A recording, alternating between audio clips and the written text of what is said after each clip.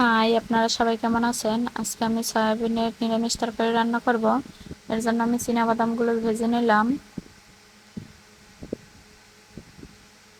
তো এরপরে আমি খোসাগুলো ছাড়িয়ে নেব। তারপর আমি শিলপাটায় বেটে নিব। তারপরে সয়াবিনগুলো আমি 10 মিনিট গরম জলে রেখে দিলাম।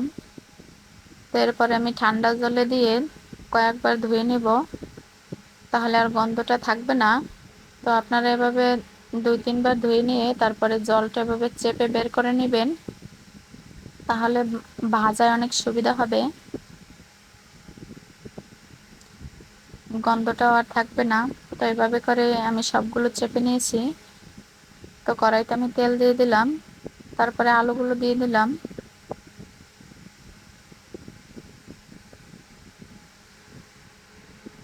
এর ভিতরে আমি পরিমাণ মতো একটু হলুদ দিয়ে দিলাম।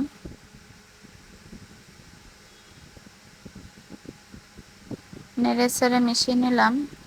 তারপরে এর ভিতরে আমি সয়াবিনগুলো দিয়ে দেবো।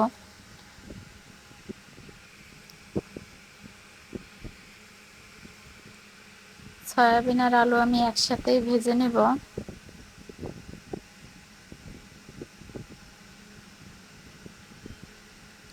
তো আপনারাও চেষ্টা করবেন সয়াবিন আর আলু, সয়াবিনটা ভালো করে ভেজে নেওয়ার। যদি আপনারা ভালো করে ভেজে নেন তাহলে গন্ধটা আর আসবে না, খেতে অনেক সুস্বাদু হবে।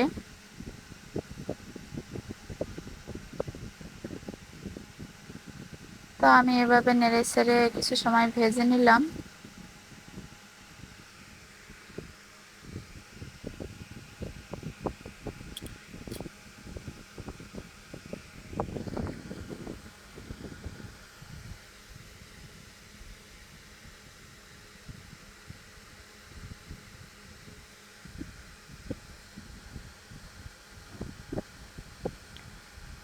তো এভাবে করে আপনারা ভেজে নেবেন, দেখতেই পাচ্ছেন এরকম করে আমি ভেজে নিয়েছি।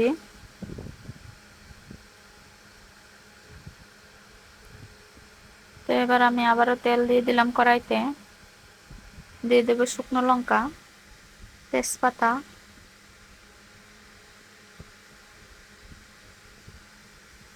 দারচিনি, এলাচ, গোটা জিরে, লবঙ্গ,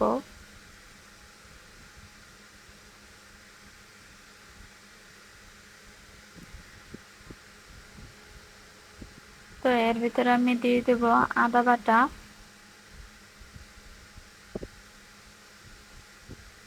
এটাকে আমি একটু নেড়ে চেড়ে নিব।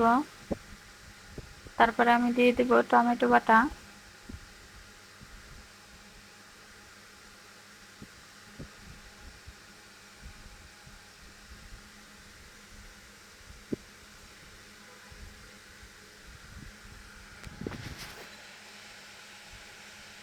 তো এইভাবে আমি নেড়ে চেড়ে কিছু সময় ভেজে নেব। তারপরে দিয়ে দেব বাদাম বাটা।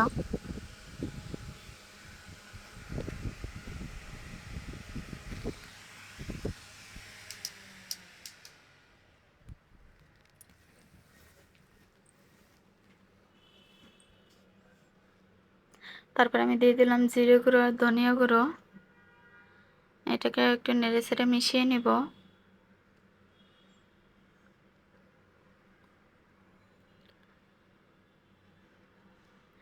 দিয়ে দিলাম শুকনো লঙ্কার গুঁড়ো, হলুদের গুঁড়ো আর পরিমাণ মতো লবণ।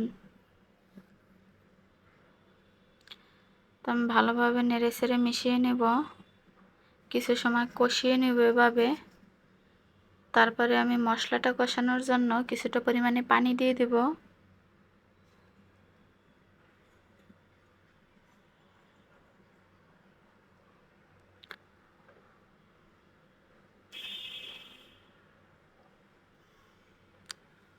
তো নেড়ে চেড়ে আবারও মশলাটা কষিয়ে নেব, কিছু সময় জাল দিয়ে নেব।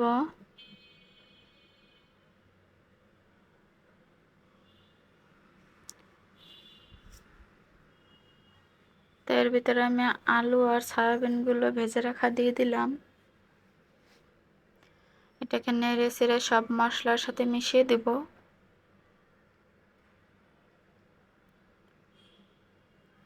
আমি কিছু সময় এভাবে নেড়ে চেড়ে মিশিয়ে দিব।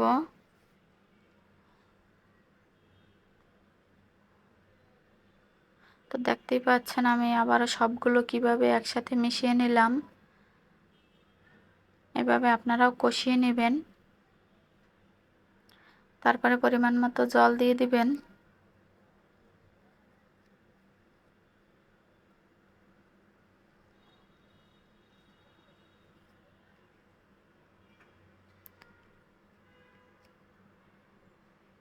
তো কিছু সময় আমি জাল দিয়ে নেব, তারপরে আমি ঢেকে দিলাম।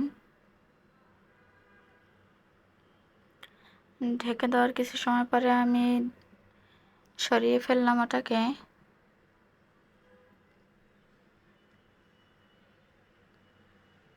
তো দেখতেই পাচ্ছেন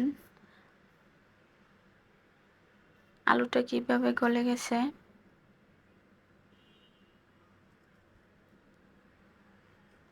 তো এবার আবারও একটু দিয়ে দিলাম জিরে গুঁড়ো। তো এটাকে নেড়ে চেড়ে আমি মিশিয়ে নেব। একটু সময় জাল দিয়ে নেব।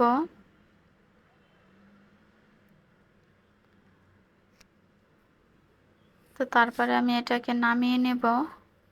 এটা আমার হয়ে গেছে, শেষ পর্যায়ে রান্না। তো আপনারাও এভাবে নিরামিষ বাসায় রান্না করে খেতে পারেন, খেতে অনেক মজার হয়েছে।